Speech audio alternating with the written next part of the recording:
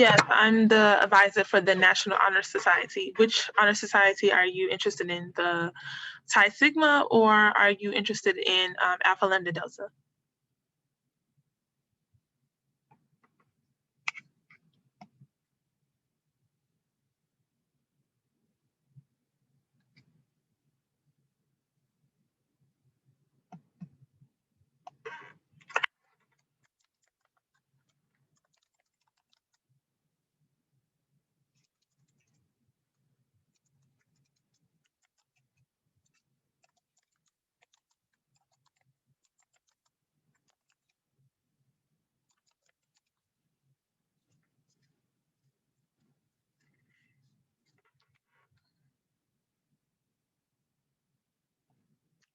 We're going to give it about 1 more minute, but in the meantime, if you could just put your name in the chat, it just helps us take attendance. If you could put your name in the chat, and then we'll go ahead and get started in about 1 minute.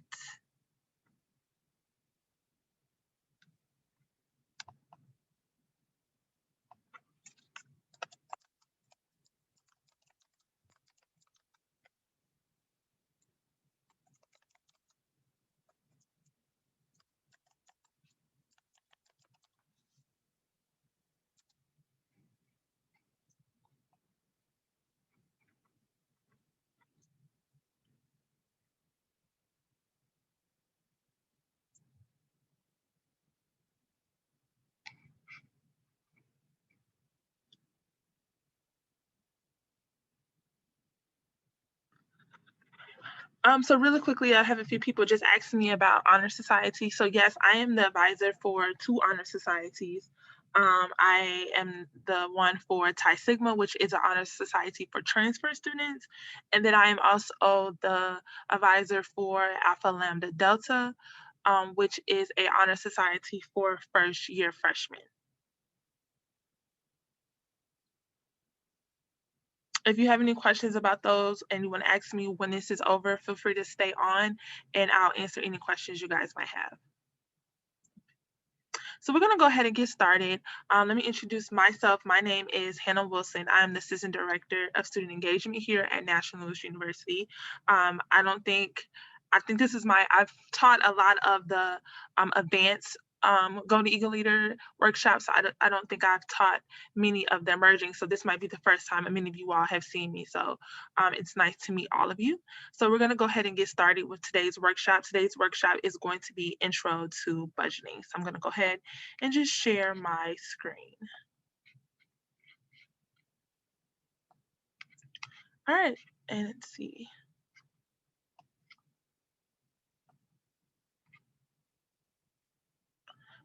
All right, so the way I like to do my workshops, yes, I will be presenting, yes, I will be talking, but I'd also like to have this to be kind of an open dialogue and conversation as well. So feel free to, I'll sporadically ask anybody if anybody has any questions. So feel free to unmute yourself and ask any questions, or if you just have statements, feel free to do so as well. Okay. So just to go over, a second, let's just go ahead and put it in,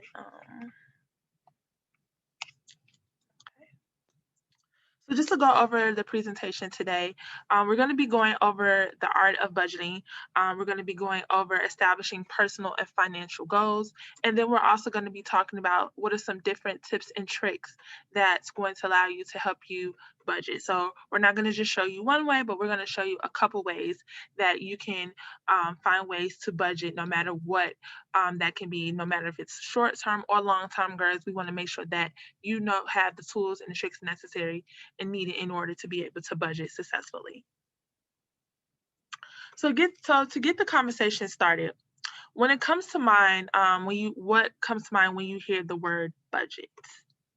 And I think everyone has a general idea, but for some people, the word budget brings on a negative thought, a positive thought, a happy thought. What comes to mind when you hear the word budget? Anybody? Saving money with goals in mind. I didn't hear you. Saving money with goals in mind. Okay, I like that. Saving money with goals in mind. Anybody else?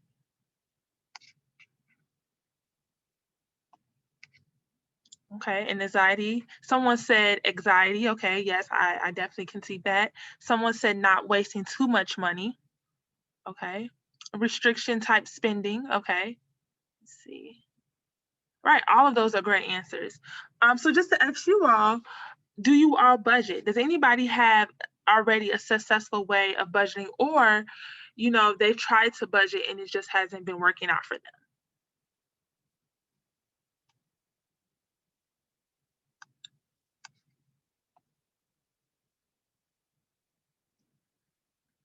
Let's see. Somebody in the chat says, yes, kind of. So you kind of have a way to budget, or it's been kind of stressful for you? Okay, so someone says, I have an informal system that works for me. Someone says, I try saving money, but sometimes dip in. Okay, awesome.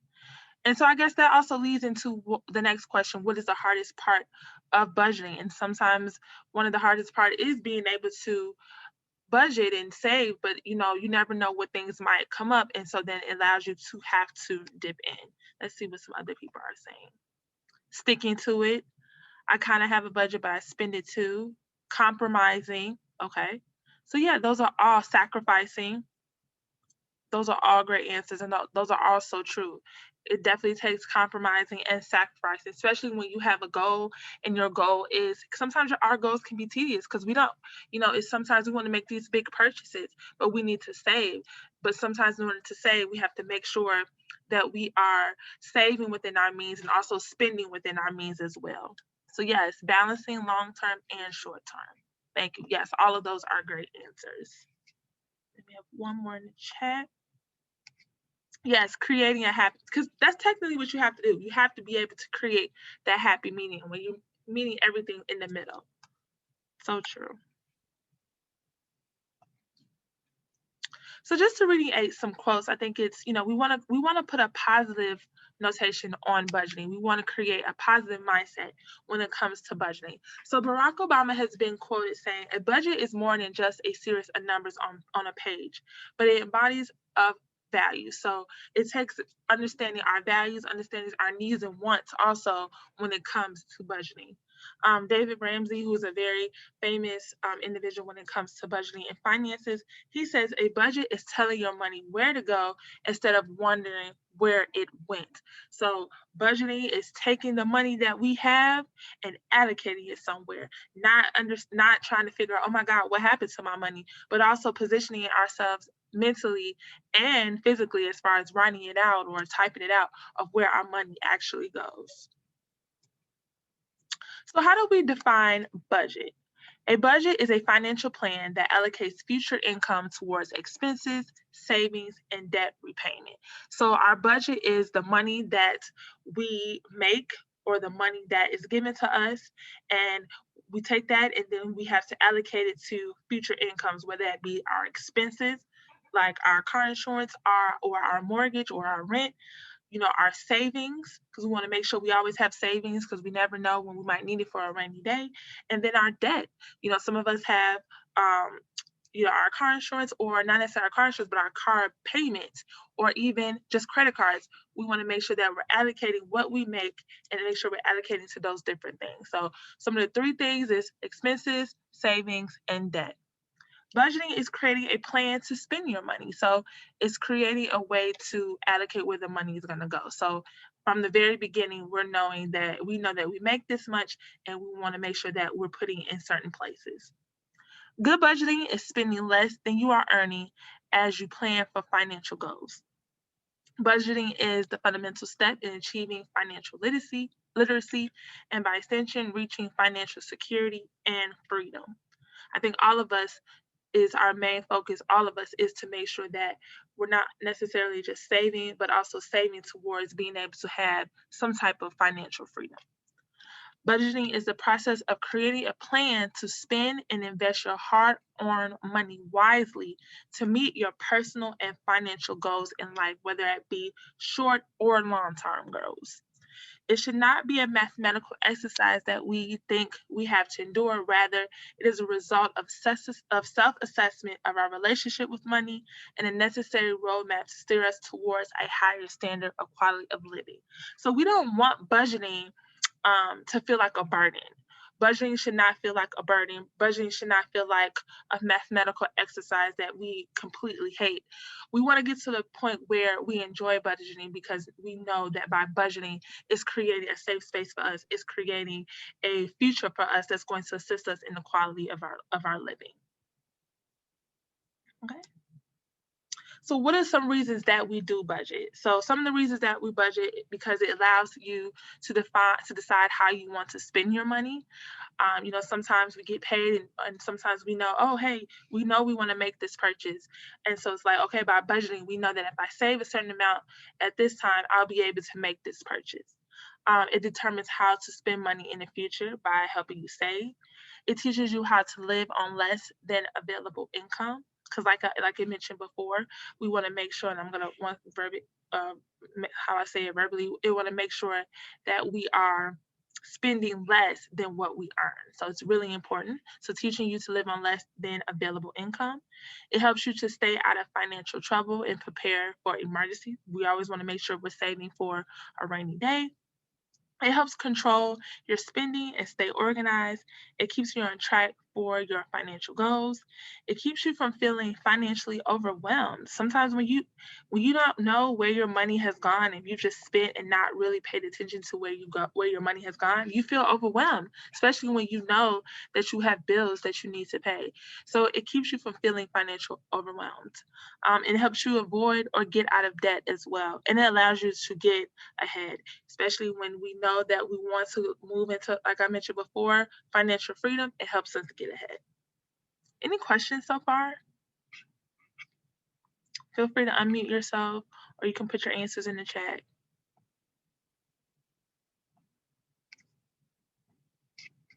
No questions so far? Okay. So it all starts with a goal. So just some of you all, when you think right now, when you think of budgeting and you think about your future, can everyone name just one goal? And it doesn't have to be super personal, but what is something right now that you are in your mind, you financially want as a goal? Like, you know, right now that I'm saving towards this goal, and it can be vacation, it can be, your college tuition, it can be whatever. What are some goals that you all have right now? Let's see. Help pay for my son's college tuition. Okay, so someone said an apartment. Someone says to move an apartment. Someone said to pay down debt and buy a house. Okay. Anybody else want to share?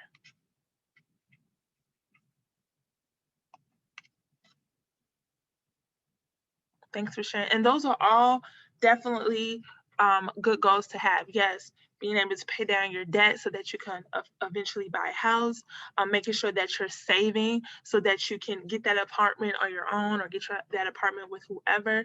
You know, someone mentioned, I think someone said being able to afford tuition for their children, you know, being able to save towards maybe a major vacation you want to do. All of those are important and can definitely be goals that you can have in order to help you budget for your future.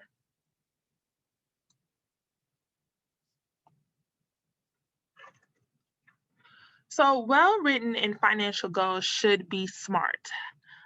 Can everyone put a thumbs up if they've heard about SMART goals? Who has heard of a SMART goal? Okay. Looks like we have about half and half. Looks like we have half of the individuals of you all have heard of SMART goals, and then some of us have not. And just in the chat, yes and no, even though we know about SMART goals, how many people actually utilize SMART goals?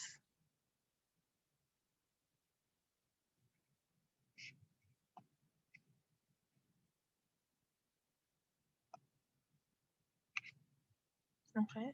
Some people said they try to. Someone says they do. Okay, awesome. Awesome. Yeah, SMART goals are really important, and I think they're as far as when you say, hey, I want to create a goal, I think SMART goals make goals more realistic because they make it have to be specific you have to measure it so that you know that it's possible to achieve it. And then it makes it timely. So it makes it as for a fact is that, okay, I want to do this. This is how I'm going to do it. And I'm going to do it in such and such time.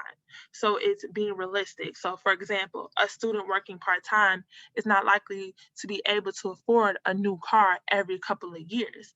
But that person might say, hey, I want to save the amount of money in order to get a car. It might not be a new car, but that person can save enough to get a car that will be within their budget.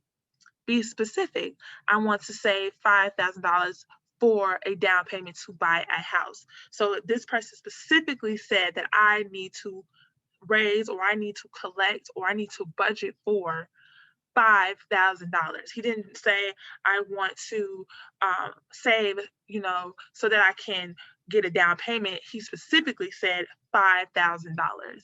And then have a time frame.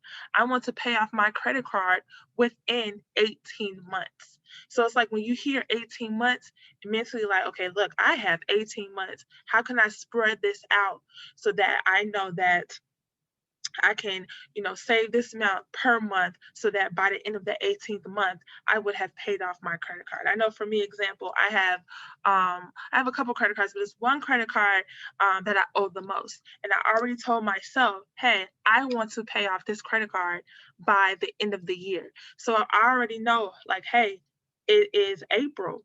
I have a little over than half the year to pay off this credit card. So I'm already strategically planning out how much I need to pay per month to the credit card company so that by the end of December, I would have paid off that credit card. And then it says, take the action to be taken. I want to start an automatic deposit savings account with monthly withdrawals from my checking account. So the person is stating what they're going to do. I'm going to make sure that whatever amount of money that I allocated that I want taken out is automatically getting taken out. And we're going to talk a little bit later when it comes to different tips and tricks as far as saving. One of the biggest ways to assist you with saving is having that automatic deposit into your savings. So it's like when you get paid, it's automatically pulled straight to your savings. So it's helping you live without that particular amount because it's going straight to your savings. All right. And just to dive a little bit deeper into, a SMART goal and what that looks like, again, being specific, no matter if it's a short term, intermediate, or long term, always be specific. Make sure you're measuring it, no matter how much it is. Like on the screen, you see 700, and then as it goes up, it gets more and more. But no matter what the amount is, make sure that you are measuring the goal. 1 second. Just want to make sure that you guys can see my screen.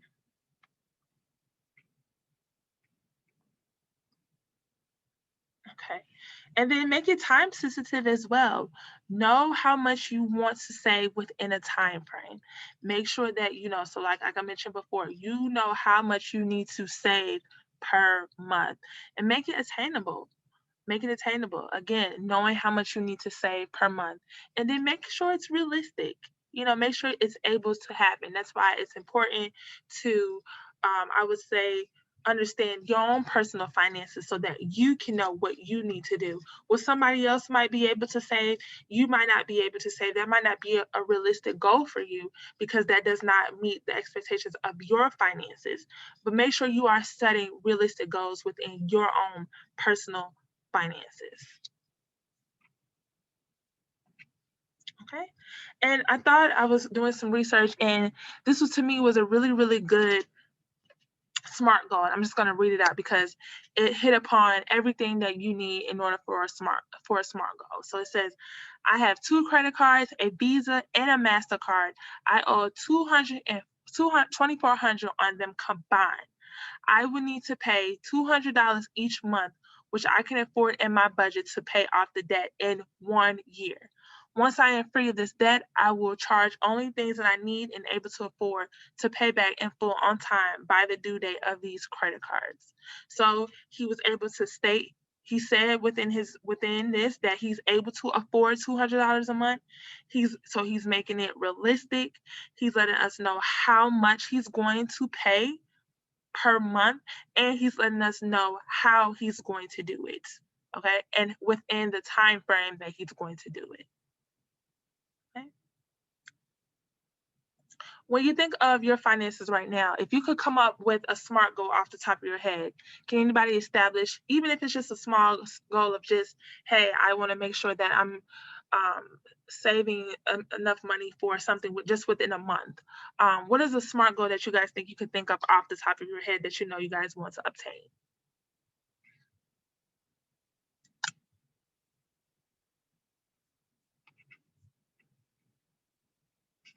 Anybody? Maybe something like, put aside, I want to save $50 a month for Christmas gifts for the month by November. Yeah, and you could definitely do it. The only thing you're missing is just telling us how you're going to do it. So that would be the only thing. So you want to save $50 a month. Oh, I guess you pretty much are telling us you want to save $50 a month by November for Christmas gifts. Okay. And so all you have to do is say how much, what will be your goal. So I guess your goal would be the 50 times however many months it would be to November. Okay. Mm-hmm. Anybody else? I'm going to go ahead and check. I know someone wrote one in the chat. Someone said, I will keep a record of my expenses next month to cut down unnecessary spending. So yeah, so the only thing I would say to that is just you got to be specific. So, doing some research or just kind of coming together of what that is. What does that look like for you monthly? So putting an actual number to that so that you can actually know what you need to do in order to cut down. So sometimes it might be, okay, let me look at how much I'm spending per month. Am I going to Starbucks every day? Am I paying for lunch every day? What does that look like? So kind of mentally, or I would say even jot down so that you can have that on paper so that you can see how much you are spending, and then you can kind of create a SMART goal on that based on how much I want to save from that per month.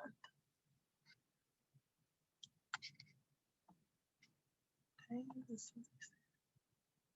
So someone said, I spend too much on subscription services, so I want to cut down by half and set limits on how much I allocate towards them per month. Yes. So yeah, so definitely combining the total of subscriptions and then what is that half number? So if you're spending 100 and you want to cut that down, just be specific. I spend $100 on subscriptions. I want to cut it down to 50. In order to boost my credit score, I'm going to pay off the balance of my credit cards by paying half this month and the rest next month. Yes, the only thing is just be specific and actually put the amount within that SMART goal. Awesome. Thank you so much. Thank you all for sharing.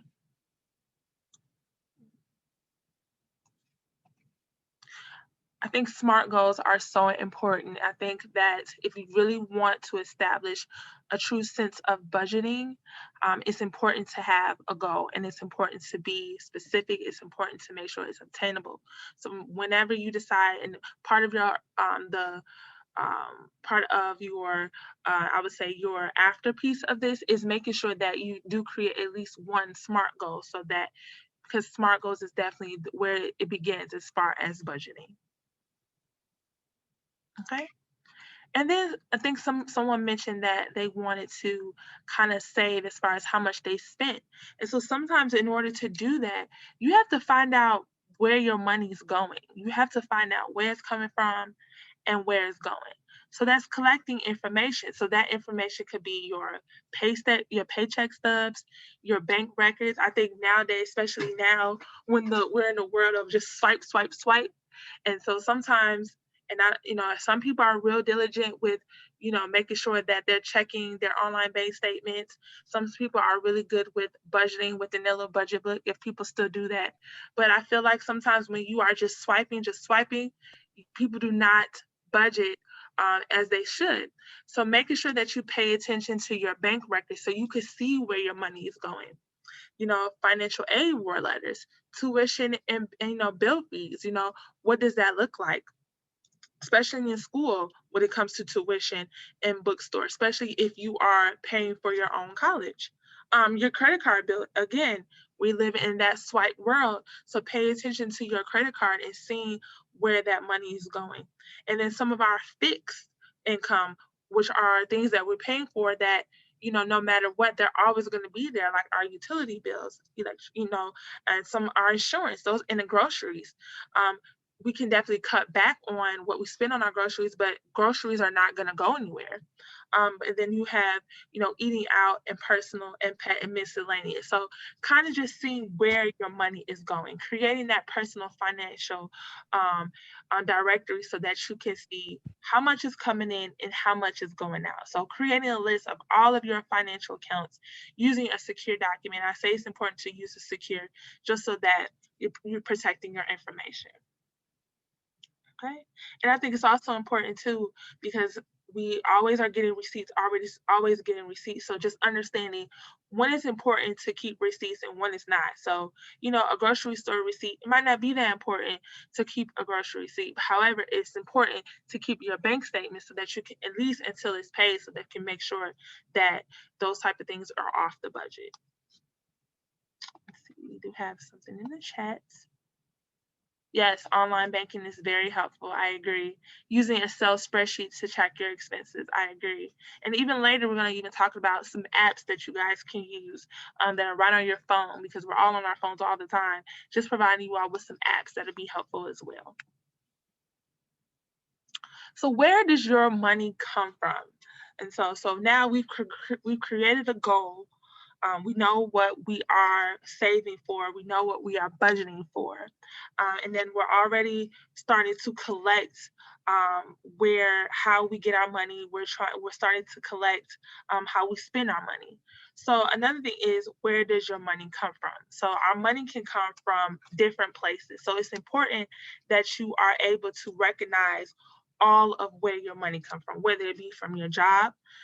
Some of us are younger, so we're still getting money from our parents, whether it be side hustle jobs that we have, whether it be, your grandmother who you're in college and is sending you a check monthly right now. You want to make sure that you always know where your source of income comes from. Of course, yes, sometimes it might fluctuate, but also definitely understanding where those main sources of income, that potentially might change unless, your job increases your salary or, decreases your salary, different things like that. You always want to make sure that you understand where your basic income comes from, and then also your side hustle. But we talked about earlier of not spending all that you make. So like side hustle money, how can we save side hustle money that people give you on the side? How can we save that?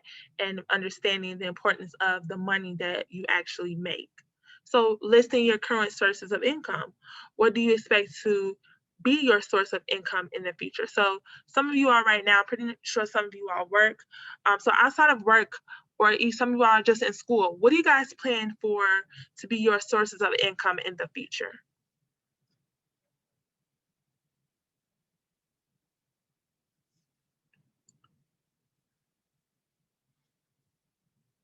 Let's see. Okay, my career. Okay, yes. Anybody else? So savings, 401k, retirement. Yes, job and property, income property. Yes, I like that. I'm actually thinking about income property as well. Yes, I like that. Yes. Anybody else want to share just where they plan to get income? Okay. Okay. I mean, and you know what? If if that's something that you're legitimately getting, that's your income check. That's your income. And there's nothing wrong with that. You can definitely budget, and hopefully, with your disability check, we're able to help you budget with the disability check that you receive. Dividends from stocks and investments. Okay.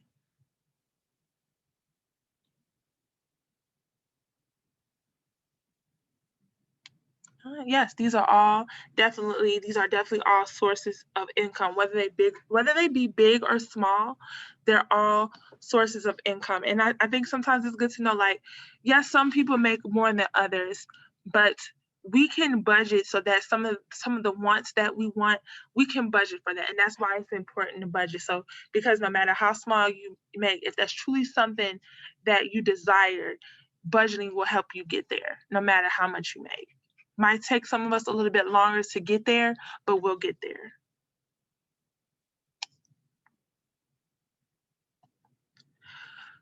So another question I have is, what are your feelings about being financially dependent and financially independent?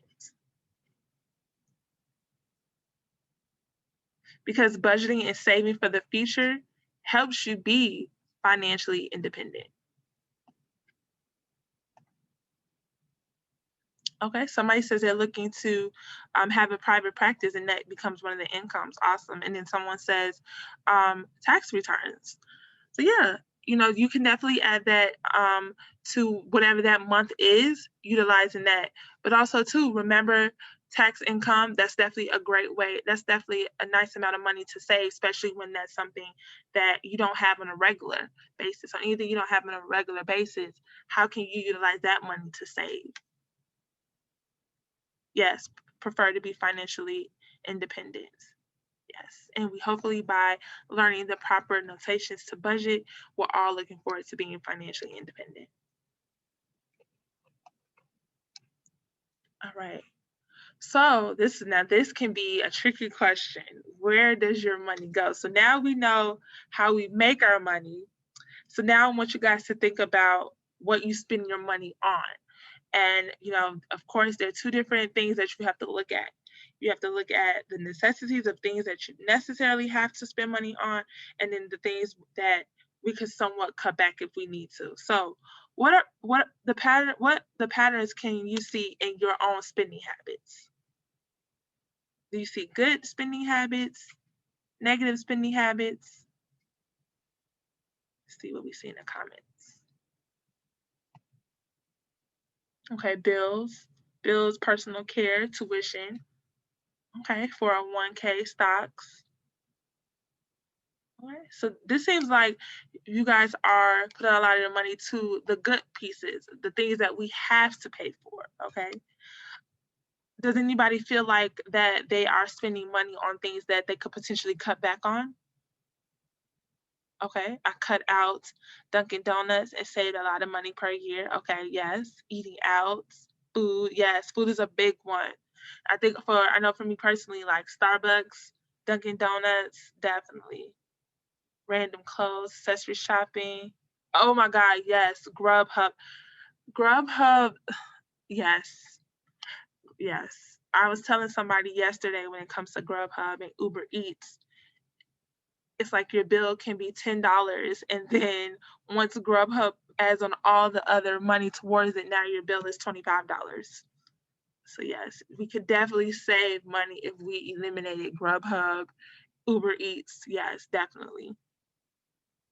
I do a lot of convenient food since I have a hard time cooking after a long day. And yes, and that's definitely understandable. That's definitely understandable. So that is like, how can we come to the grip of, okay, how can I make small meals on the weekend or pick a day where I can make certain meals that I can just pop in the microwave when it's time to come home and actually eat. And of course, that wouldn't happen every day, but even if it's just once or twice a day, how can we do that just to save on at least 2 days a week with food prep? Yes, food prep, cooking in advance and freezing. Yes. Yes, plan meals ahead of time, definitely. And I even can go for work and for lunch because especially some of us, we go to school down here if we're close to campus or if we actually work on campus. Um, we're downtown Chicago, so and if we decide that we're gonna eat lunch out every day, that can be $10 times 5. That's $50. And how could we have saved that $50 if we just had decided that, hey, let me do a meal prep for at least a week? Yes, and I definitely agree. There are some times where I'm like, you know what, I'm gonna Grubhub, but also too, I think sometimes just understanding like when I can cook, when I can save, let me can. So again, coming back to that median. Yes, yes, I agree. That is an additional money I can save and invest, definitely. So question number 2, how do you decide what to purchase? So how do you decide what to purchase? And then that can be, you know, clothes, that can be food, that can be your car note, because even though we all might have a car, your car payment can vary depending on what type of car you have. Yes, needs and wants. Yeah, we're gonna definitely get into that next. Yes, necessities, wants to treat yourself. Yes. Yes. And question number 3, what factors do you think influence your purchase decisions? Yes, I agree. I do the same. Pay the bills first and then see what money is left to spend. So someone said hunger. So yes, I'm gonna buy food because I'm hungry. Yes. Yes, impulse buying is a struggle. I definitely agree. Boredom. I shop the sales. Yeah, and I could be I'm a sale shopper too, but sometimes it's like, am I buying this because I need it, or am I buying this because it's on sale? But yes, I agree. Boredom. I shop for sales, coupons, and frequent buyer discounts to help me save money. Sales and the clearance are the only way. Okay, me too. But you can go overboard with sales. Yes, I agree. Yes. So yeah, I definitely think all of that influences our purchases. Even sometimes media influences our purchases, our families, our friends. You know, if you know you don't have any money, but your friend asks you, "Hey, we're all going out," potentially you might go out because that's an influence. When sometimes it might not be a great time to go out. So it's a lot of things that influences our purchases. Someone says, I am returning some items this weekend that I bought on sale last week. Yes. Good for you. Because sometimes you got to come home, you got to process that. Like, hey, I bought this. Did I really need this? I know I do that all the time. It's like you impulse buy, then you come home, and then you assess. Yes. Thank you all for sharing. So next we have. So identifying the wants, and somebody in the chat talked about wants, needs and wants, okay? So wants are expenses that help you live more comfortably. They're the things you buy for fun and leisure. So these are the things that, it makes our lives more comfortable, it makes our lives more fun and exciting. But do we really, really, really need these items? Because, travel. And I'm not telling nobody not to travel. I love to travel. But sometimes, okay, maybe instead of traveling a couple of times, 4 or 5 times a year, maybe it's not within my budget. Maybe I need to say, hey, I'm going to allocate money where I'm only going to travel 2 times a year so that I can still save. Entertainment. Somebody put in the chat they want to eliminate some of those subscriptions. Because we don't need all of those subscriptions. Designer clothes. Maybe we can, half and half. And I'm saying it like this because I'm not telling anybody one not to buy, but I think all of us could just assess and see where we can save, because we cannot. Of course, we have our needs, but it wouldn't be a fun life just only living and purchasing our needs. But the thing is, how can we take our wants and stay within our wants and even our needs as well? Someone says, I see a lot of concerts a year, and during quarantine, I have saved a lot of money and learned I can live without them. Yes, because technically, concerts are definitely wants. It's something that you thought you wanted, but when you got to the point, like within COVID, where you couldn't get it, you realize you can actually live without having it. So yes, I think a lot of us probably saved a lot of money within COVID, especially not physically going to work, which means you don't have to have food, or you don't have to pay for transportation to get to work. You don't have to pay for parking, if that was something that you had to do as well. And even, coffee houses, like we mentioned before, like how can we save without, like, can we make our coffee at home versus going to Starbucks or going to Dunkin' Donuts or whatever the local coffee house is? And someone said, I did save a lot of money this past year not going out and buying a lot of clothes. Yes, because for a while we weren't going anywhere, so we didn't need any clothes. So I agree. And coffee at home tastes better because, yes, I agree. And that is true. Sometimes coffee at home does taste better, especially when you're able to make it yourself and make it just how you like it. So I think we would all look at our wants. I think if we all take some time to assess our wants, just assess our wants, especially now since we've all lived in this pandemic and there's things on this list specifically that we wasn't able to do. We wasn't able to travel. We wasn't able to entertain ourselves outside of the home, like going to the movies or going to restaurants or going to concerts. We know we weren't able to buy clothes. We weren't able to go to the gym. We wasn't able to go to our local coffee house. And we realized that we saved money and we realized that we can live without them. So now that we are hopefully potentially coming out of, this COVID, not saying we want to give this up, but how can we scale back from what we were doing pre-COVID? Let's see. See, Rashida says she found a good chilled coffee I like from the grocery store. And now she's able to save and still enjoy coffee that she loves. And Monica says that she's been able to save money by borrowing movies from the library, new releases when they come out for free. Yes, awesome. See? Perfect. And now we're determining our needs. So our needs are those things that no matter what, they're not going anywhere. Of course, they might fluctuate, but they're not going anywhere. So financial needs are expenses that are essential for you to be able to live and work. They're the recurring expenses that are likely to eat up a large chunk of your paycheck. So that can be your house, meaning your mortgage or your rent, your transportation, meaning your car notes, insurance, gas, electricity, and food. So for some people realize that they had to downsize and even either their houses or their transportation. It gets kind of hard to deter from insurance, but even gas and electricity or even food, how can, if you know monthly you spend $150 on food, okay, how can I scale back where I can reduce this to 100, making sure that I'm saving, making sure that I'm buying certain items of food when they are on sale, or instead of buying this brand, maybe I can buy this brand. Let's see. Somebody in the chat mentioned medical is a large, yes, medical definitely is a large chunk. And for some of our jobs, yes, they do give us an option of which insurance, we want to take, sometimes.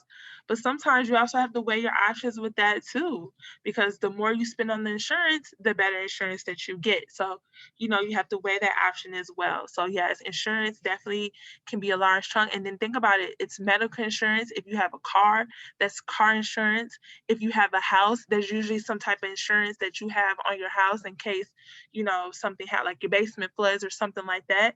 So yeah, insurance never goes away. Gas and electricity never goes away. And we're always going to need food to survive. Let's see, somebody said, I have a luxury vehicle right now because I was without transportation for a long time. If I want to cut back expenses in the future, a cheaper vehicle may be an option. Yeah, I definitely agree with that too. And even sometimes when we think of transportation, not only do we have to think about car note and insurance, but we have to think about maintenance as well. And sometimes the more expensive your car is, a lot of times the more it costs to maintain those cars as well. And sometimes you even have to think about when you have a car, doing your research as far as what does the gas look like? Is this a vehicle that requires a lot of gas? Because then you have to also think about gas prices as well. So even though these are our needs, even within our needs, there's still wants within our needs. And it's how can sometimes we can scale back just to fit our personal finances.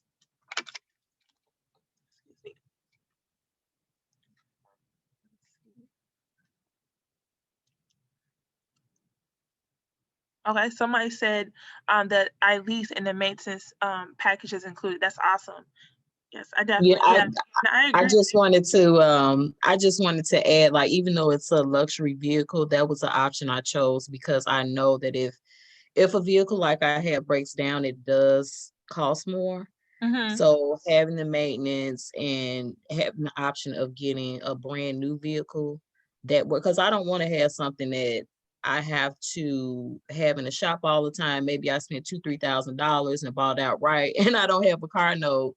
But then, I'm always sending it back and forth to the shop. So that was Yeah. something at the time that I bought it. I feel like it works for me. I don't want to have to worry about it. I have a nice, comfortable ride. But I do know in the back of my mind, in the future, if I really, really need to cut back expenses, that's one area that, I can kind of sacrifice. But Yeah. right now it works for me. Yeah, like I mentioned before, whatever works for you, like all of our finances are different. And so, if that's something that works within your finances, by all no means drive the car that you want and the car that you love. You know, I just tell people just purchase the things within your budget. If that's in your budget, feel free to enjoy all the luxury that you can. Because like I said before, you only live once also. So I think it's just finding that medium balance. You might have a luxury car, but I'm pretty sure it's some other areas that you try to make sure you save as well. So and that could have been something that you've been saving for. So yes, that's awesome. And I agree with that also too. Like sometimes when we are trying to save when it comes to buying a car, you also do have to look into that because if you do buy a car that's not quite new, you do need to think about, okay, make sure that this car is up to par because you don't want to waste more money in the upkeep of the car. So that's definitely a good point. Let's see. Someone said it's such a price saver. Let's see what they're talking about. Yes, leasing. I agree. I said too. The next time I get a car, I'm gonna lease this as well. And I'm glad so many people are saying this. So that's even making it more reality to me to lease. I worked on my credit and saved for a very long time. Yes, like I said, it's all about budgeting. It's all about budgeting and setting aside goals. You set aside a goal that you wanted to get this car. You worked on your credit. You saved for a long time, and now you got your dream car. So that's awesome.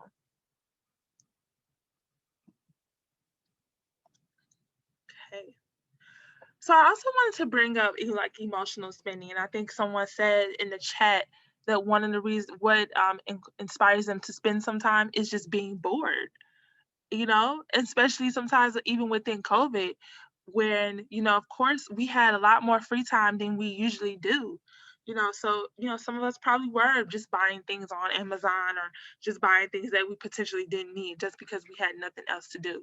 So, when it comes to emotional spending, these are definitely some tips and tricks that you can utilize. So, that 48-hour rule. If you're not quite sure if you should keep this, keep it for 48 hours. And if after 48 hours, you like, you know what, you still got it in the back of your mind, like, you know what, I don't think I should have bought this, keep it for that 48 hours. And if you still feel that same way after the 48 hours, then maybe it's time for you to take it back. Know your triggers. Find out within yourself what causes you to want to spend money. Is it seeing somebody with something that you wish you had? Is it somebody that you connect with that, triggers negativity within you? Find out what triggers you to want to spend so that you can recognize them. And once you recognize them, you can say, okay, this is an issue, but I'm not going to spend because of this issue. Make a list, especially when it comes to going to the grocery store. Make a list. And then as you check off, you know that you have checked off everything on this list and mentally say, I'm not adding anything onto this list. Or if you're going to add, set an amount like, hey, this is my list, and I'm only going to allocate $10 to anything that's off my list. And then unscribe. Someone mentioned that they want to save money by unsubscribing to some of the subscriptions that they had. And that's true. All of us have, Netflix, we all have Hulu, we all have Amazon Plus and a plethora of all other subscriptions. And I feel like nowadays we have to have HBO, we have to have ET, like we have to have a subscription for everything. However, are we utilize all of these subscriptions? So just be mindful, not saying get rid of them, but just make sure that you're utilizing them. And then use cash. Sometimes this can definitely be true. And I think this varies for some people too, because I think sometimes with people, when they have cash, it's like, oh, it's to my disposal, I'm going to spend it. But then sometimes with a card, it's like you get swipe happy. So I think you have to find what works for you when it comes to, is it better for me to carry cash and utilize cash, or is it better for me to use a debit card? So Monica said, I find purchasing a vehicle is better with a great warranty, because when you finish your car payment, you can save the money. Yes, I agree. It's really, really important to get a car with a great warranty. I totally agree. And someone said, I downsized to only a Discovery Plus. Okay, good. And then Rashida said, I saved money when I found out my Sprint plan included Hulu for free. Yes, and so that's also important too, of paying attention, because sometimes we're paying for stuff and we didn't even know we were paying for it. Or like she said, she has Hulu. If she hadn't really been paying attention, she would have been paying for Hulu when she gets Hulu for free in her Sprint plan.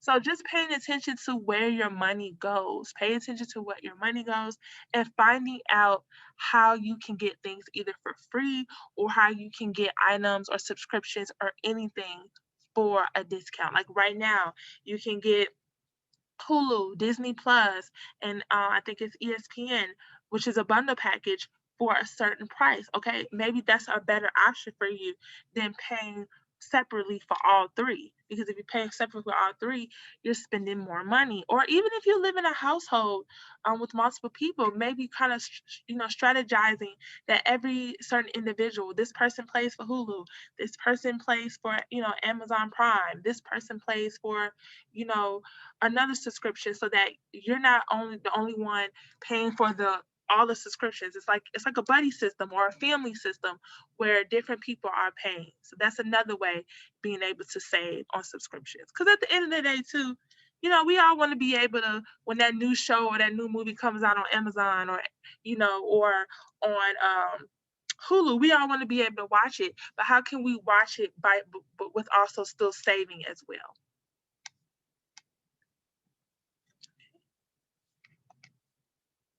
So next is the 50-30-20 rule. How many people have heard of this before?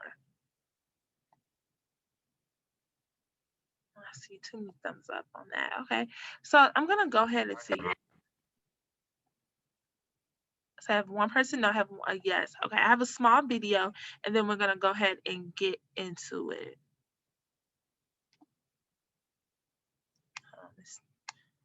Stop sharing, and then we'll go to the video.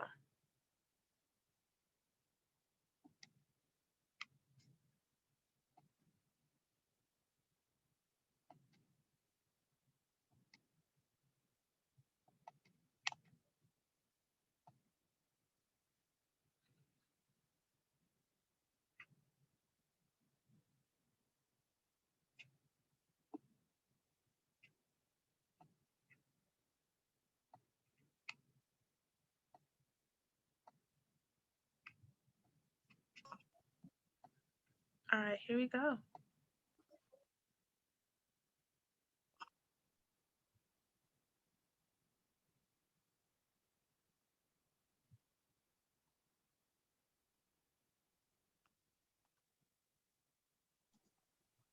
If there's sound, we can't hear it.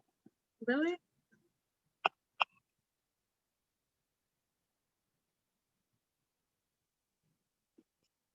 You guys said you can't hear? No, there's no sound to the video you're playing. Okay. Right, can't hear that. Try it one more time.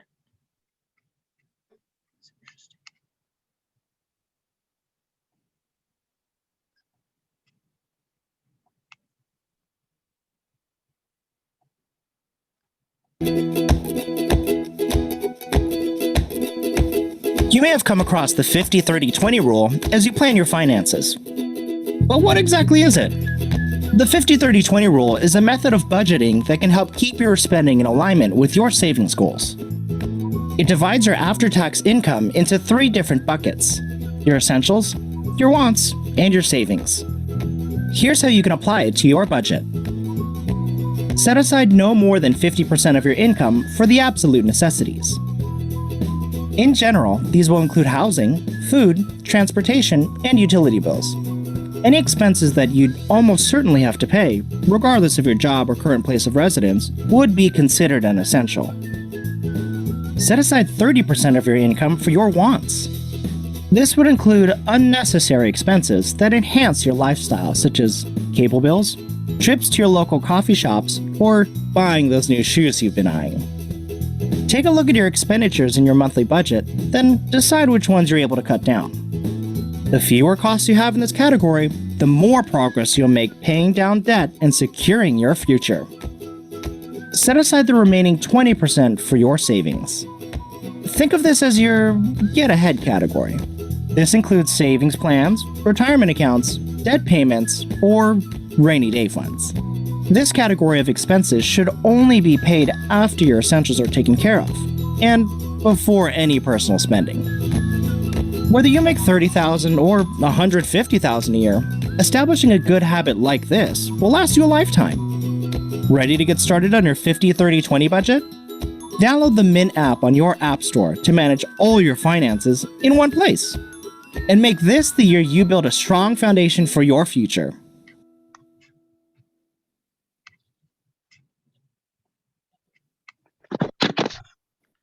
So, no, I think I saw one person said they were familiar. If you work in a team, you should be using Monday.com. It's a platform to manage any team and any workflow.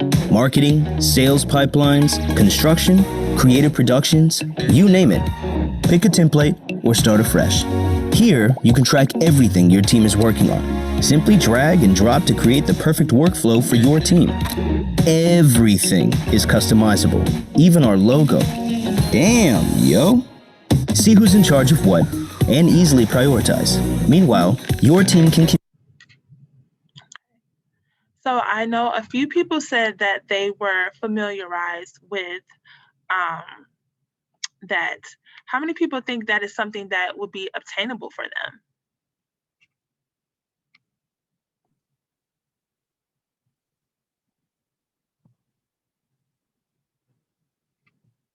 Anybody? It's tough. I will say that I read a book with David Bach about Automatic Millionaire. And so he has it where you basically pay yourself first. Okay. But that's after you've established your needs. So once I've established that, then I can kind of establish like what the savings are. So then I can make the savings part automatic, knowing that that's budgeted automatically each month. Okay. Anybody else? Does anybody else think this is obtainable, or does anyone think that, hey, this definitely would not work for me?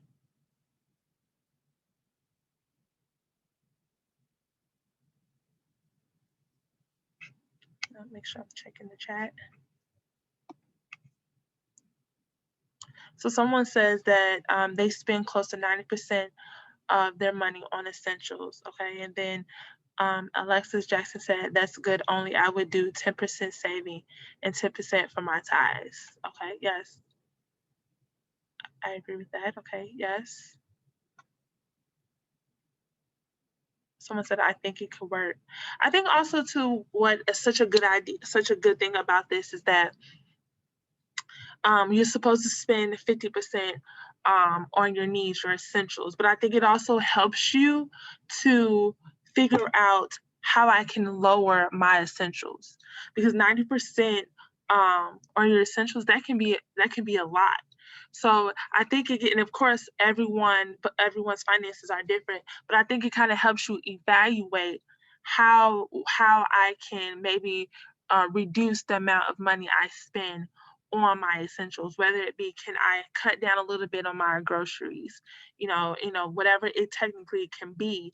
How can we look at our own personal finances and kind of maneuver so that we are saving a little bit more money, or utilizing that money for something else that we could utilize it for. So I think this kind of helps us look at our overall amount of money that we're making and see, okay, hey, I'm spending a lot of money in this area. Where can I go to kind of eliminate some of the money I'm spending in this area in order to help me save? And I think that could look different. That's going to definitely look different for everyone. But I think it helps us to personally evaluate where our money goes. Anybody else have thoughts about this 50-30-20 50-30-20 budget rule.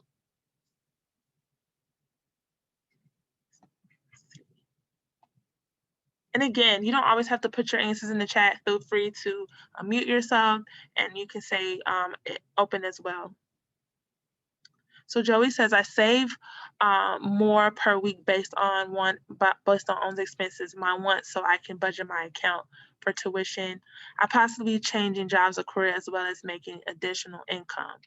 Yes, and I think that too, looking at this, it's, you know, it's based off of what our income is now. So I think sometimes it kind of helps us, you know, see, are we living within our means as well? I think that kind of helps us. This also kind of helps us look at that as well.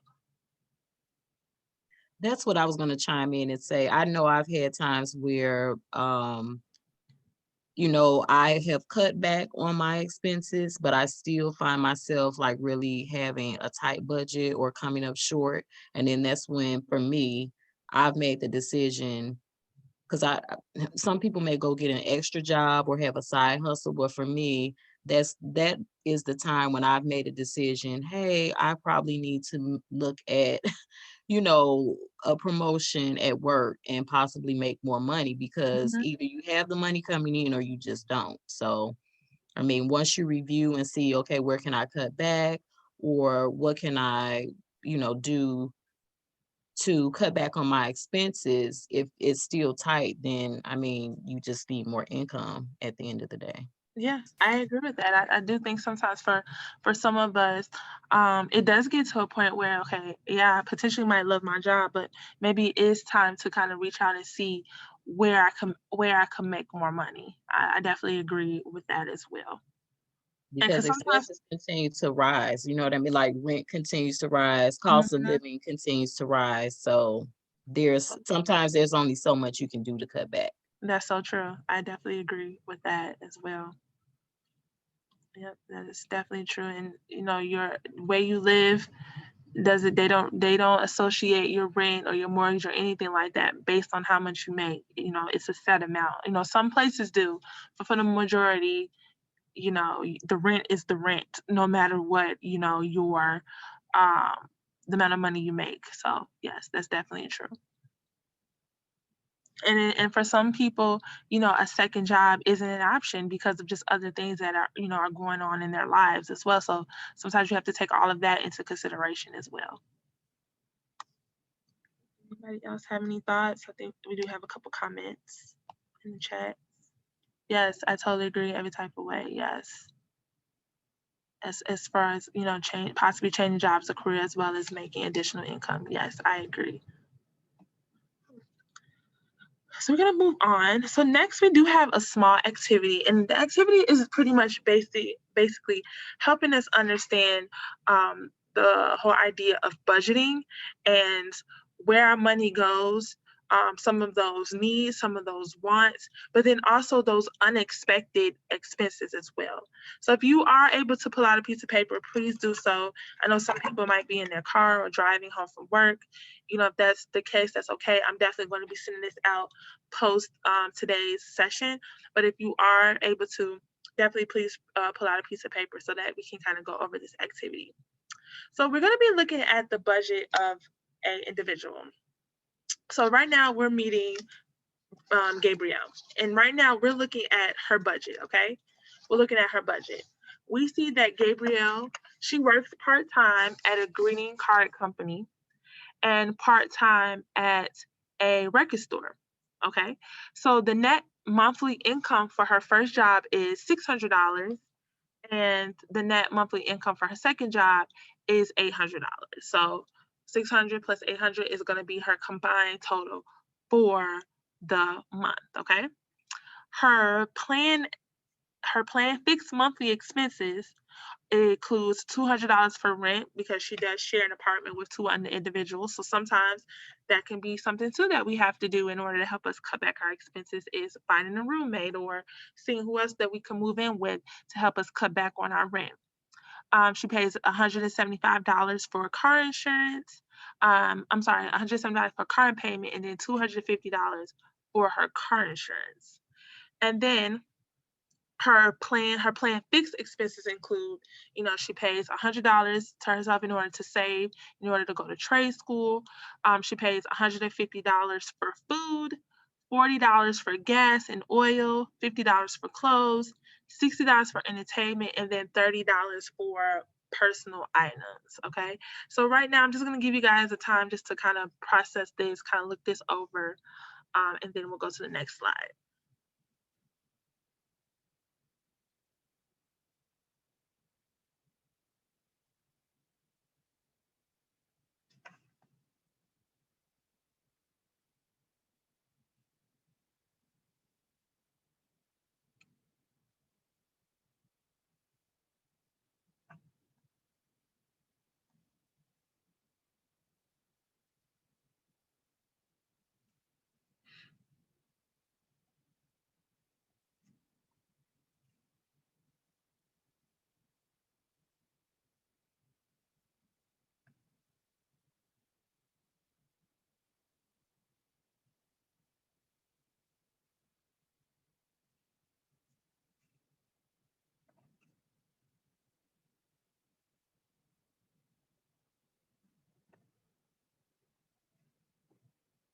All right, we're going to go ahead and move to the next slide.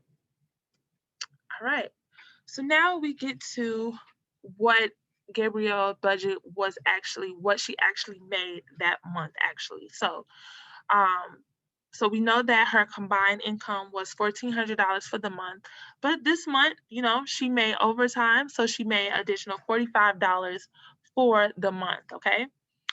What she spent on fixed regular expenses. So rent at one time, I believe, was $200. Now it has went up to $25. So now her rent is $275. Her monthly car payment is $175, which it was that time as well. And then her monthly car insurance premium as of this month went up to $295. So where it was $220, now it's $295. Okay. And then we have what her flexible expenses actually were. So we saw on the last page what they potentially are, what she might have budgeted for, but this is what her expenses actually were. So she spent $190 for food. She had a dinner party for what she hadn't budgeted for. $60 for gas and oil. Her car needed an oil change.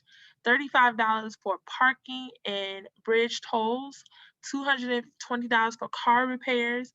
$80 for a new pair of running shoes, $70 for entertainment, $60 for personal items, $36 for a birthday present for her mom, and then her unexpected expenses. Gabrielle got 2 tickets in 1 week, which came out to $230. Okay, so if everybody want to take the time just to kind of calculate all of that, so we know that, kind of calculate that. So what was her combined fixed income, and then what was her combined flexible income? And let me know if you need me to fluctuate back and forth with slides.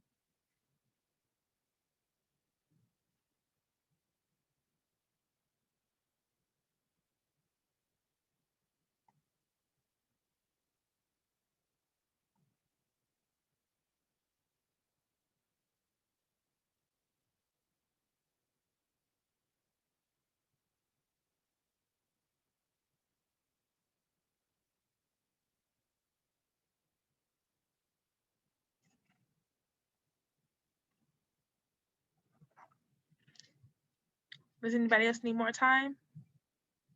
Or does anybody need me to go from slide to slide? Just 1 second, I'm tallying it up. Okay, take your time.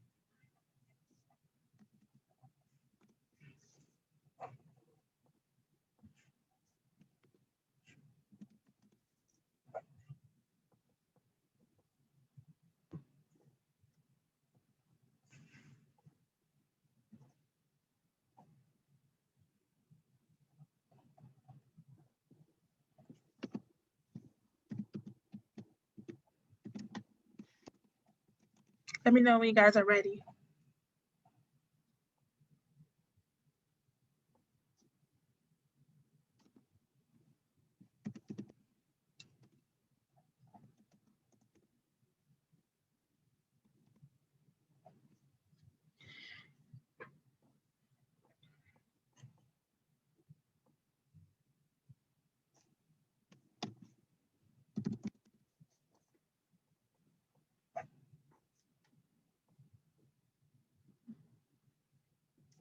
Okay. All right. Anybody else need more time? Okay.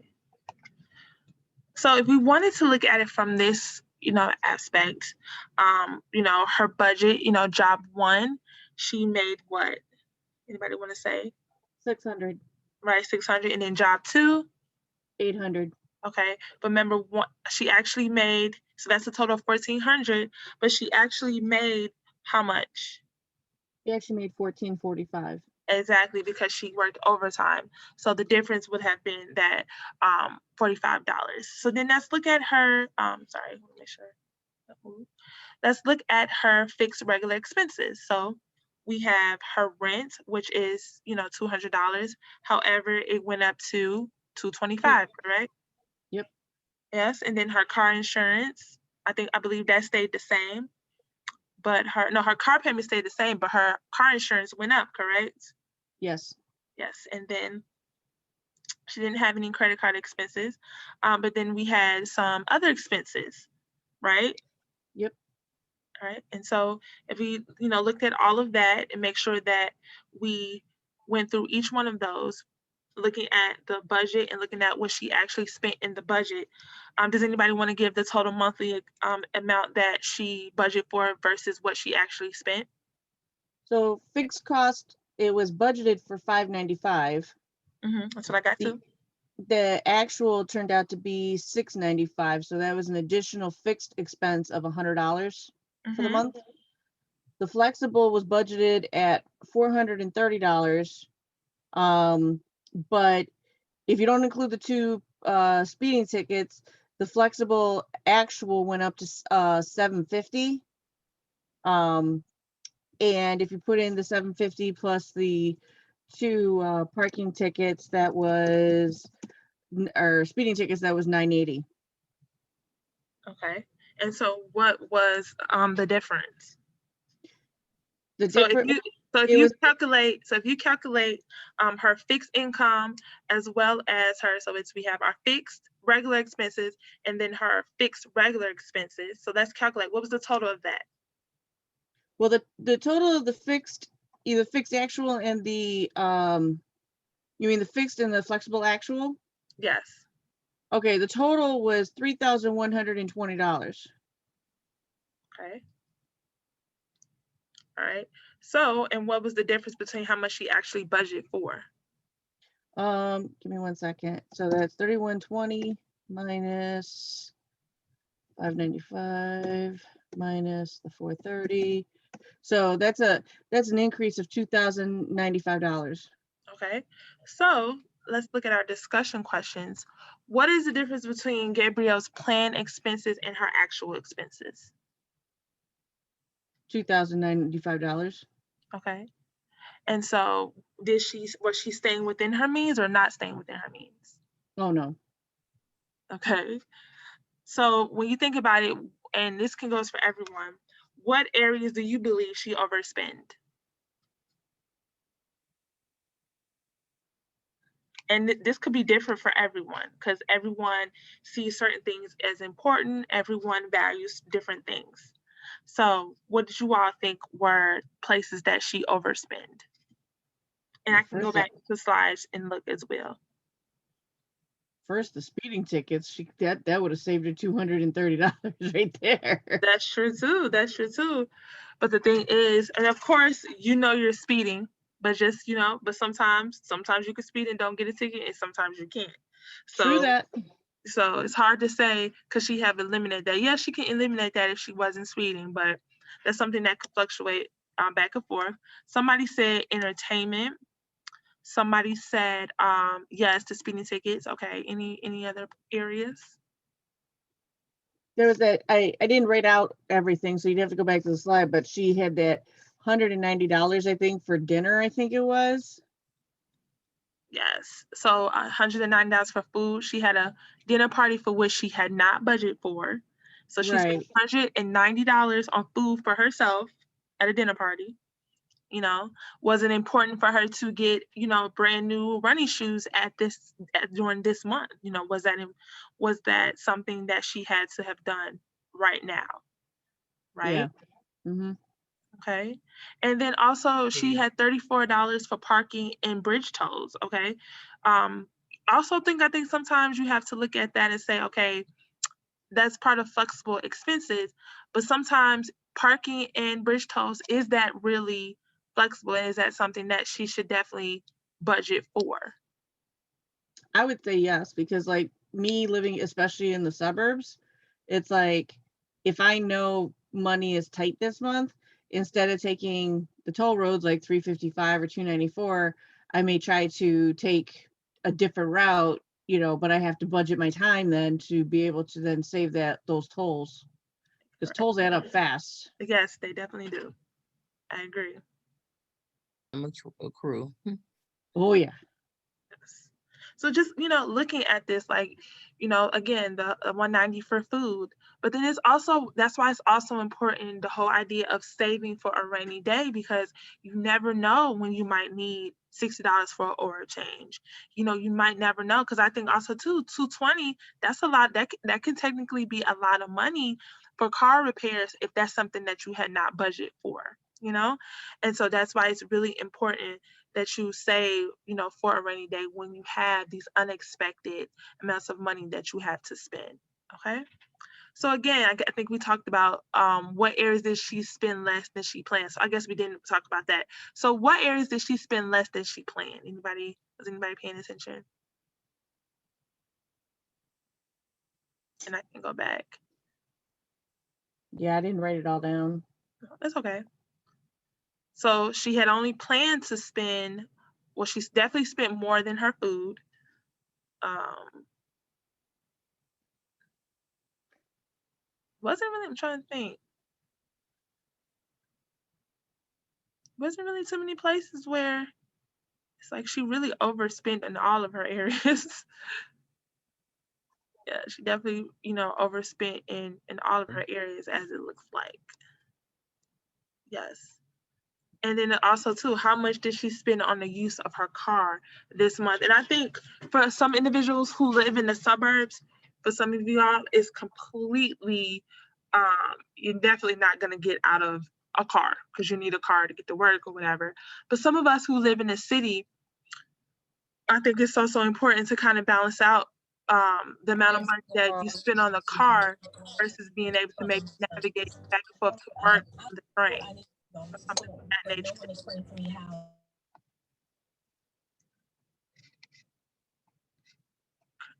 What is anybody's thoughts about that?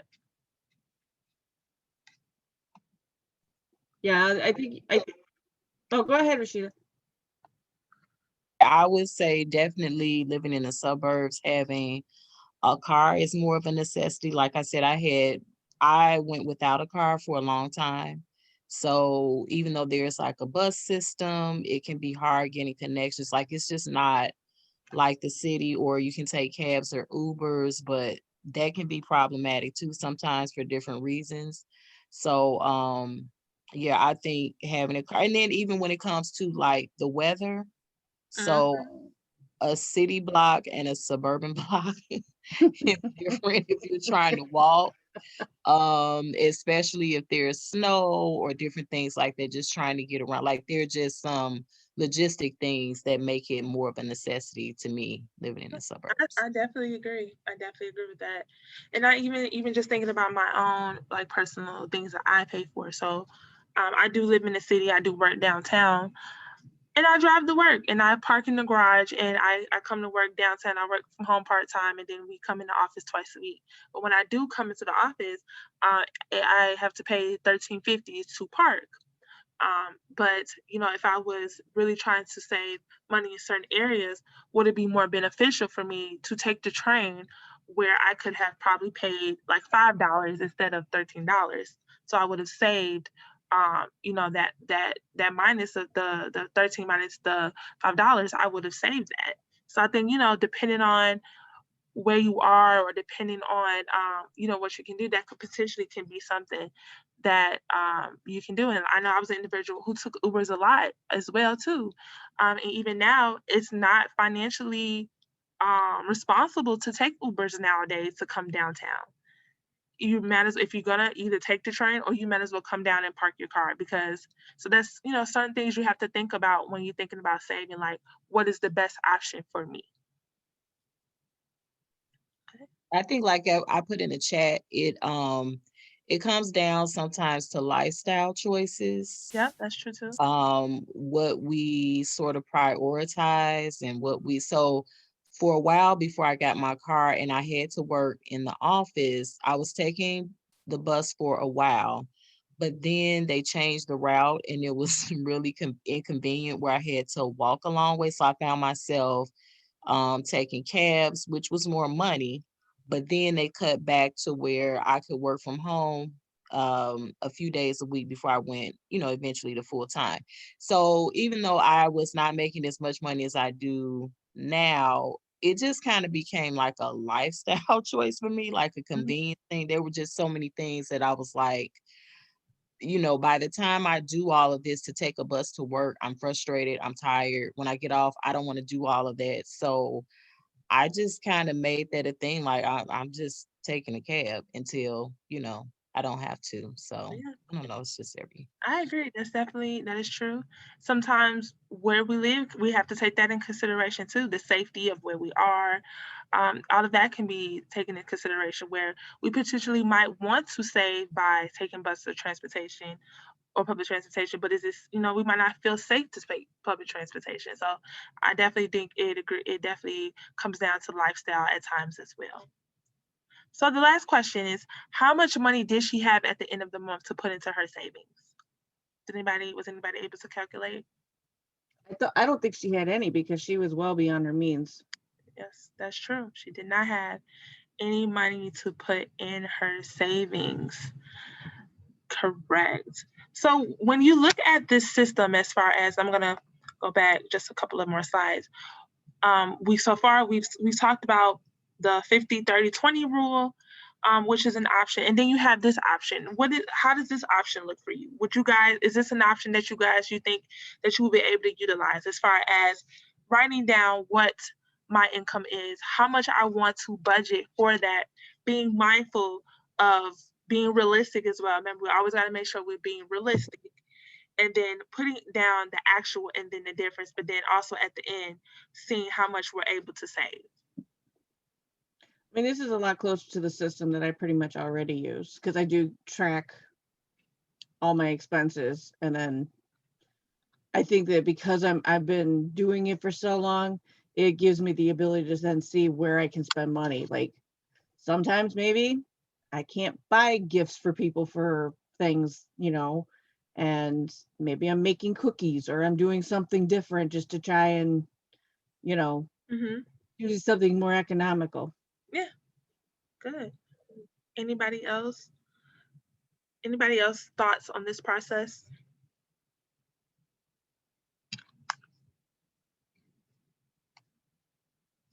So we have a couple of comments in the chat. Okay. That they have shown to that it's still a good template to use, because I do this. I don't know. I would have to go back and check the percentages, but so I don't know if it's like the 50, 30, 20, but I definitely use a system like this. So even if you're not at the same percentages or you don't do it the same way, I would say it's a good way to start maybe. I agree. Just want to highlight a few things in the chat. So someone said that she can go on a plane and pay those tickets. Yeah, she technically had a round trip ticket. The amount of money that she owes on her ticket, she definitely could have had bought a one-way ticket. That is definitely true. And then Joey says, go back. Joey says that you are living on champagne budget or a sparkling juice budget. Sometimes you have to find your happy medium with your lifestyle choices. And that's definitely agree. There are some areas where we potentially might be living it up with our champagne budget. And then there's some areas that we have to kind of shut down and kind of bring it down and work on that sparkling juice budget. And that's totally okay. Like, you have to find out what works for you, but also being able to stay within your means. I think a lot of it is staying within our means. And then also, I think it comes to a mental thing as well of like, when you are wanting to live on champagne budget, I guess asking yourself why. I think that can definitely be the question is why. Yes, agree, balance. It's all about balance. We all love luxury, and all of us love luxury in a different way. Like, for an example, like my dad is not into clothes, he's not into cars, he's not into that, but he's into gadgets. That's what he likes. So, we all have the things that we are so into, but it's like, how can we balance? Because we don't ever want to, what this person's because we're all into something. We all love something. We all wouldn't mind paying for something, but it's just about how can we balance. Yes, and that's where we get into making sure that we are creating those SMART goals. I definitely agree. Let's see, any more comments in the chat? So moving on, I promise we'll be done shortly. I definitely want to be respectful of you all's time, and I know time is drawing near. But just to help you all, we're just starting the process. I know we showed you 2 ways that you can budget. Definitely being able to create those lists and being able to see what you make, what you budget for, what you're actually spending, and then looking at the difference and being able to see how much you have saved or spent at the end. And then also looking at the 50-20-30 rule if that's something that you're interested in as well. But again, beginning with the basics, filling out as many categories as you can, making sure you fill it out as true to your situation as possible. And that's why it's important when we talked about earlier of collecting all of those documents that you need, your paycheck stubs, your credit card, bank statements. All of that is helping you actually successfully, truthfully fill out that basic budget sheet. And if categories don't apply to you, leave it blank or put a 0 so that you know that you're still calculating it. So if it's 0, that's awesome. And then you just move down the line and calculate all of it as a whole. Step 2, examine your current habits. So, do it for the month, see how that goes. And then after you've done that, okay, let's track your expenses for 3 months. Okay. Again, making sure you're saving all of your receipts, checking your bank statements, using bank apps. Bank apps are awesome. I love bank apps. So make sure you're utilizing those. Make sure you're using not only bank apps, but also utilizing budget apps as well. We talked about earlier when we watched that video. So sometimes that can be an important something to check out as well as actual apps that will help you budget. And always pay yourself first. I think somebody else mentioned that too. If possible, pay yourself first.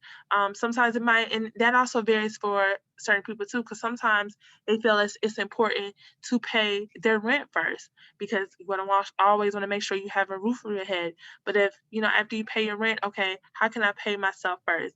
And utilizing direct deposit or bank transfers as well. And by having a certain set a month that you want to save. If you know that you want to save $30 a month, how about I go to my bank and they automatically, and I think you can do it within your job too, within your bank system when you set up for direct deposit, set it up where, hey, I know I want to save $30 a month. I'm going to automatically send $30 to my savings account. So then it's like, I'm not even living off this money. This money is not something that I live off. It's automatically going to this spot. So just think of it. And again, this is if this works for you, if this is working within the means of your income.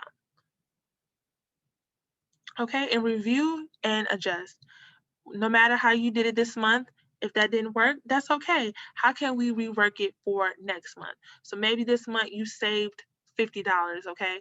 But however, your car broke down and now, you need that $50 to get your car fixed. That's okay. Some months you might be able to budget and save. In some areas, you might not. Or, hey, I needed that money. So where else in my budget can I save so that I can still maintain the amount of money that I want to save? So, it's definitely okay. Every month's not going to be the same. That's just how life is. Every day is not the same. And so you're going to definitely have to make some adjustments, sometimes daily and sometimes monthly, but just continue to do it and make sure that you're finding, again, that happy medium for you. Okay. And so make adjustments to resolve any issues or accounts for different expenses. Okay. And just a couple of budget methods as well. We talked about the two, but just to give you some other options, establishing a target percentage. So again, we talked about the 50-20-30 rule, or a classic method of allocating fixed dollar amounts. So it's like, hey, I am saving or I am allocating this amount to this. Or the envelope method. I know this is something that's become very popular, like on TikTok and social media. It can be used in conjunction with other methods, focusing on cash, but putting cash amounts for each category. So, hey, every month, I'm going to put this amount of money into an envelope and you label it. And so, at the end of such and such, I would have been able to save this amount of money. And also a good thing with this is at the beginning of the month, when you are putting money into these envelopes. So say you put $100 into the entertainment envelope. Okay. Once you've spent that $100, there's no more money going into that. So you've exhausted your entertainment budget. Okay. So that's one I don't know what's wrong with me today with saying envelope. That's one envelope method. But then also, another envelope method can be like just being able to save certain amounts. So, hey, I want to save $50, or say you want to save a certain amount of money per day, and you could put a certain amount of money in each envelope per day. I know someone who does that as well. So it definitely depends on what you want to do. Okay. I have one more video, but I think that I just want to save some time for you all to have any questions that you guys might want to ask me. So this is pretty much the end of the presentation. We was able to provide you all with some tips and tricks that will help you budget. Hopefully you was able to walk away with some different ideas that will help you budget and get you to really just think about your needs and wants. Thinking about setting those goals. I think if at anything, set your goals. What do you want to budget for? What do you want to save for?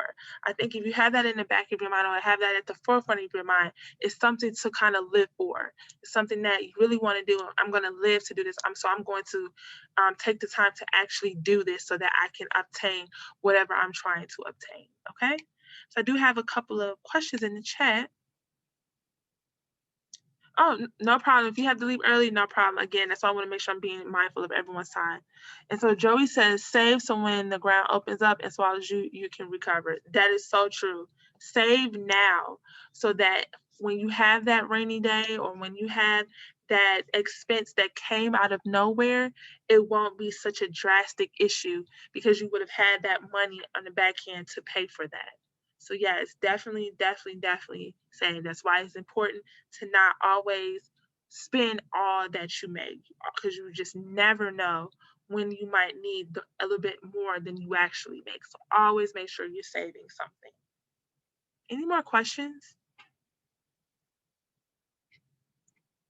No? Okay. And I'm definitely am going to send you this budget information. I think it'd be very handy for some of you all just to have this budget information so that you can utilize it in your leisure. So sometime by the end of tomorrow, I will make sure that you get that information. Okay. Well, thank you so much for joining me today. I thank you all so much for your participation. I love Thank you. these sessions and being able to, just connect. I hate being the only one to talk. I like people to talk to me and just kind of for us to indulge in conversation and kind of just connect. So I really appreciate that. Thank you. And if you Thank did you, not put your name in the chat, if you could please do so, it just helps us with taking attendance. That was my next question, is making sure, how do I make sure you got me? Because I logged in a few minutes. Yes, if you could just put your name in the chat, that'll be great. And then we'll be able to, we have a spreadsheet for everyone. And I'm pretty sure most of y'all, is this anybody's first Golden Eagle Leaders workshop? No. Okay, perfect. So if this is not your first, then we already have you in the spreadsheet. So all we have to do is just check you off that you've completed this workshop. That was going to be my question. There isn't anything else that we need to do to get credit for this, right? Nope. You will receive a survey on tomorrow, and then just make sure you complete the survey. Okay, thank you. Thank you. No problem. Any other questions? Thank you, Hannah. This was super helpful. Thank you for sending out the spreadsheet so we have those resources as I well. definitely will. I'll make sure you receive that. Oh, hey, Maribel, it's good to talk to you again. Good to talk to you too. Good to hear your voice again, Rashida. Hi, Monica, you sound familiar to me. Were we on another Yes, we were together? on some of the other Golden Eagles. Yeah, your voice sounds familiar. Good to talk to you again. I know some people, yes, I am in charge of Honor Society, so I do know a couple people have some questions about that. Oh, So yeah.